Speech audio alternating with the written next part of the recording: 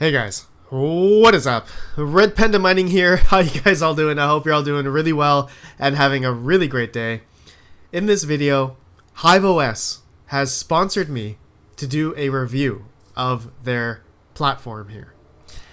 And I'm really excited to do this because I've been using HiveOS now for about a year, and there are a bunch of features that I really love and I've been using for a long time now. Instead of going through all of these features, which you guys can read up on their website, hiveos.farm/features, I'm going to go through the basic things that a miner really pertains to, like typically a GPU miner, okay? So I'm going to show you guys examples and, what I really use HiveOS for. They have a lot of features, but there's no way that I'm going to be using all of them to showcase to you guys. So anyways, let's get started. Thank you, HiveOS, for sponsoring this video. So, their mission statement is deploy, monitor, and manage. The ultimate mining platform that allows users to set up, mine, and control processes more efficiently and hustle-free across thousands of rigs all in one place. Everything you and your team need to keep your farm at its peak efficiency. Okay, so first things first, their mission statement really here tends towards, mining farms, which, in my opinion is really cool. I do believe big mining farms use HiveOS, but, small guys such as myself, I use HiveOS, I use the free version at the moment, up to 3 workers. You guys can see my farm here. I have 3 P104 mining rigs here, which I'll show you guys later. We take a look at their pricing model, okay? So up to 3 workers. And what they mean by that is basically, you can have an Asus Mining Expert board with, let's say, 19 graphic cards, okay? Because that has 19 PCIe slots on the motherboard. So that would be considered 1 worker. Really cool. You're not limited to how many GPUs you can use on 1 worker, but you have up to 3 for $0 a month. But then, if you have more than 4 mining rigs, okay, for example, then you have to pay $3 a month per rig. And if you have an ASIC, it would be $2 a month. Really cool. And it comes with free firmware update or firmware BIOS for your ASIC miner, which I'll show you guys right here actually. So they have these different firmwares for your ASIC miner, specifically the Bitmain Antminer S9, the S9J, and the S9i, as well as the Hivon firmware for the T9 Plus. Now, I don't have any ASIC miners to show you guys this, but maybe in the future I can get one and showcase this to you guys. When you want to install, the HiveOS image, they have it here to download, and as well they have the beta image if you want to do, the latest drivers or experimental features. And then they have the AMD Vega image, which is mainly for the Vega 56 and Vega 64 and the Radeon 7 GPUs for mining. And then they have the flashing utility, which I've shown you guys before, and I will show you guys in another video coming up in the next week or two how to use this on a mining rig, which I'm going to be doing real soon on one of my AMD rigs. For the features and whatnot, okay? So there are a bunch of features here, such as, let's see here, real-time monitoring. They have like Discord notifications, statistics, VPN stuff, scheduling, activity logs, CPU mining, GPU overclocking. They have a lot of stuff here, okay? And I'm not going to go through everything here, but I'm going to go through the stuff that really pertains to me and in my experience. I want to give you guys the real stuff here that I've been using HiveOS for. So I've been using it for the past year. I have 3 rigs here now. I actually have 1 off at the moment because it's really loud when I record videos. So I have it off, and yeah, but I do have 2 other rigs here which are hosted with nerdgears.com. Okay, so I have an 8 by P104-100 rig and a 4 by P104-100 rig. Right now they are mining Ethereum Classic. Now, the really good thing about HiveOS here is you can see all of your rigs in one dashboard, okay? The UI is really nice, in my opinion. I really like how, easy it is to switch through stats, your wallets or flight sheets, or, schedules, which I haven't used yet, or overclocking templates, activity, your access, if you want to give access to other people, and billing as well. Okay, so billing, you can do a lot of putting money into just to refill your balance if you have more than 3 rigs. Okay, so let's go through an example how I use HiveOS. Pretty simple. I created a flight sheet, and which I can show you guys right here. Okay, so I'm not going to show you the flight sheets that I have, but how to do that is, you're basically on your farm here. You click on the flight sheet tab, and you can select your coin. So say we're mining Aeon, for example. Okay, I have my Aeon wallet, which I have already added here. There's another tab for wallets here, which I'm not going to show you guys because it'll show my wallets here. But there's a tab here to enter in your wallet addresses, okay, associated to the coin. And then the pool. So here you can click on the pool that you want to mine to. Right now they have 2 different pools here, Aeon Mine and Aeon Pool. So let's just aeonpool.tech. We have 3 different options here depending on what pool you're mining on. It'll show, it'll show more. So let's go through, Ethereum. Go to pool, let's go to 2 miners, and boom, you guys can see, it shows all of the pools that are entered in here, which is really cool, really cool. Did I click one? Yes, I did. Okay, so then you can select your miner, and then we'll click, Claymore Miner, for example. And then you can do dual mining if you want, or leave it blank. And then you can add another miner if you want, okay? So if you, let's say you have a mixed rig, like an AMD or a NVIDIA rig as well, you can do dual mining on the same worker, okay, which is really cool. So once you have the mining, the flight sheets entered in, now you want to check on the overclocking, okay? So the overclocking, this is where, for example, on my P104 rig here, I have the default config, and you can configure, multiple configs if you want. There's different templates and stuff that you can do.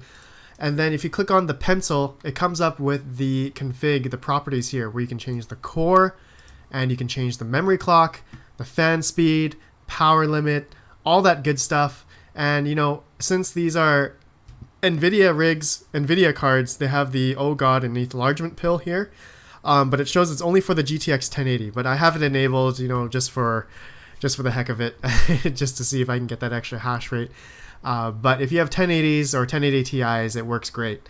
And another thing is, if you wanted to, just overclock one of the cards, the great thing is there's an overclock button here on the very right, okay, where my mouse is. If you click on, anyone, GPU 0, for example, you can edit the core clock and mem clock and everything on the single card, and it will take effect on that card. And, if you want to do, if you had, example, if you had a mixed rig, then, you can have different values for your core. This is GPU 300 for GPU 1, 150 for GPU 2, and then, 50 for GPU 4, 3, and 4, and so on. This changes as you enter in the value here, which is really cool. You guys see that? Every time I hit spacebar, enter in a number, it goes to the next graphic card. That's really slick. That's really slick. And then same with the memory clock. You can do the same thing. You can see GPU 1, GPU 2, GPU 3, GPU 4, GPU 5, and so on. Really cool. And so on and so forth with the fan speed and power limits. You can do the exact same thing. Really slick. Really cool. Really intuitive. To be honest, I really like how they do the overclocking feature. And yeah, HiveOS, hats off to you. That's a really nice feature. Now I wanted to show the monitoring aspect. Okay, so say you're looking at your rig, you have the flight sheet and overclocking all going now. You can see your hash rates. Okay, the mining Ethereum Classic, each card's doing roughly about 39 mega hash. Temperatures 60%. The fan speed you can see here already set at 70%. I have how much power consumption each card is using. So right now 121 roughly. Fan speed, and now it shows the fan, core, mem, and power limit. These are just the settings that I have set them at. But these things here are the stats, per se, for the monitoring of this rig. So really cool. And there's one thing I forgot to show you guys now with overclocking, okay? Not only can you do, these settings, these values for your cards, but you can also BIOS mod, okay? There's a Flash V BIOS mod here. Mainly these are great for the AMD cards, the Polaris cards, or Vega cards, or even the P104s, which I did make a video about last week. Okay, how to update your BIOS for EVGA P104s with HiveOS. A lot of you guys love that video, and I'm glad it helped you guys. So there you go. I have the video. I'll have it linked down below in case you guys haven't seen that yet. And as well, okay, so if we go back to the farm, a really nice feature here. If we go back to cards, okay, there's another tab here called cards, and it shows all of the cards here. It shows the ones that I have off at the moment, and then that shows at the bottom here the ones I have on. I have another 12 P104s here, and it shows all of the really cool stats here, how much VRAM it has, the type of brand of card it is, as well as the microcode for the BIOS that it's using. That's really cool. Even shows the driver that you're using on the card. So I find that really awesome. It shows, your core, your MEMS values, the power consumption, and most of all, I think most important that a lot of people would like to see is the temperatures. Okay, so when you're looking at all your cards, you can see all of them in one place. I find that really intuitive, really smart. I really like that. HiveOS did a really good job with that. Okay, now another feature that I really like is the Bios Rom Storage. Okay, so under the same tab here, you guys can see the Bios Rom Storage, and this shows really cool. I really like this feature. I've uploaded my EVGA P104 BIOS here, so I can have like a repository of all the BIOSes that I need, just in case I add more, P104s or something. So I found that to be a really nice function with HiveOS here. Let's go on now to the management. Okay, remote management. Now, the management of these cards. Okay, so example, if I'm gonna manage one of these rigs here, this P104, 4x P104 here. Okay, so say I wanted to restart the whole rig. So really intuitive. At the very top bar here, you guys can see there's a power button here. You can click on it and it'll hit reboot, shutdown, or shut down and boot in 30 seconds. Okay, so this is a really nice option here. There's another couple options here that I really like is upgrade or downgrade. Now this one is in case your rig is having some, if you updated your HiveOS image to the latest version, but then your rig is now having some stability issues, but you had fine stability on the previous version, you can downgrade the version of the OS if you want to here, which is really smart, really cool. So you guys can see the options that they've done here, the upgrades and updates that they've done in terms of the images here. So in case your rig is not stable by any means, you can change the version. So I found that really cool. Next up is the command. You can send a command to the rig if you want. Okay, so there's a lot of different commands here. I haven't used them personally, but it opens up the rabbit hole of many different options that you can use to manage your rig.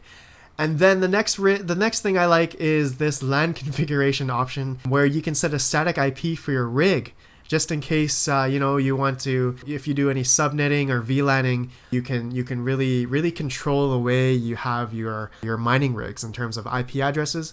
A lot of different stuff here that you can do. I really like how intuitive this is. It's really nice. A lot of different options, honestly. Okay, now the next option here, which is really cool, is that you can remote access the rig if you have it open. Okay, so you can VNC into it, or shell in a box, or teleconsole, just to access the main guts of it. Okay, if you want to go really further into it or do any like manual stuff, such as updating the drivers manually, all that kind of stuff. Okay, now the next one, which I think is really useful for most miners, okay, such as myself, which I've used a lot, is the restart miner or stop miner. On this miner actions button, it just looks like a pickaxe. You click on it and you can stop your miner or restart your miner on the fly. It's not the same as restarting or shutdowning your rig. These are two different options. This is just stopping the miner in HiveOS. It'll still be on HiveOS, but it'll stop. Okay, so in case you need to, maybe you want to stop it, change the flight sheet, and restart the miner. Now, the next thing, which I think is really cool, but I have not used yet, is the hash rate watchdog. So this is something in case your hash rate, drops off and you need to reboot the rig or something in case one of your cards decides to freeze or something, but you want the rig to restart after that. You can do that here, which is really cool. Okay, the next option I really think is cool is also the fan speed, critical temperature. So say your mining rig or one of your cards just goes up to like 90 degrees Celsius, which is not normal. I would not condone mining at 60 degrees. That's just way too hot. And you can set this on any of the, you can set it to stop, which I would, or shut down. Probably shut down if it's hitting critical temperature.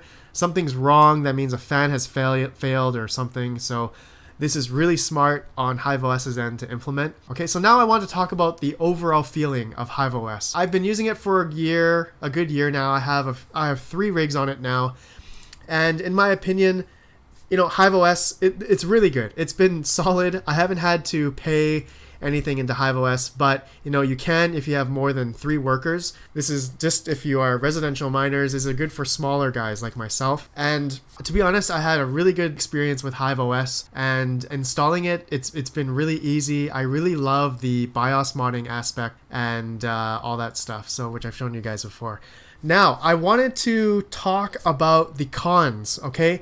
What HiveOS doesn't have, which I think is very important for some people, okay? So HiveOS doesn't have any profit switching. There's no built-in profit switching option on HiveOS, and there are on some other OSs, but HiveOS does not have it. And I think a lot of people are pretty, they're pretty prone to having a profit switching so they can mine into Bitcoin or something, right? And that seems to be the normal thing coming up now, for the average miner, profitability and profit switching. I think HiveOS could maybe try to implement something like that. I think that'd be really cool. Now, another thing I would like to talk about is the lack of official support and response time. HiveOS has a forum, and they have a couple of people posting their problems and issues on their forum here. Actually, a lot of people, but I don't see a lot of people answering their questions. Also, as well as their Discord channel is quite dead. I really don't see anybody here. I don't see any moderators, like any of the owners of the Discord for HiveOS really answer any questions here. Like, there are some people asking questions, but none of them are being answered by HiveOS specifically.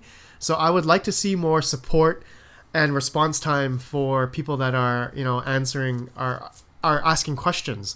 And as well as, I did post a question on their Reddit, their subreddit, and nobody from the official HiveOS team answered the question at all. So I found that to be pretty sad. A Discord community is actually something I think is something that someone should really concentrate on if they want to grow their business or just communicate to their community. I think Discord is a really strong tool to really do that.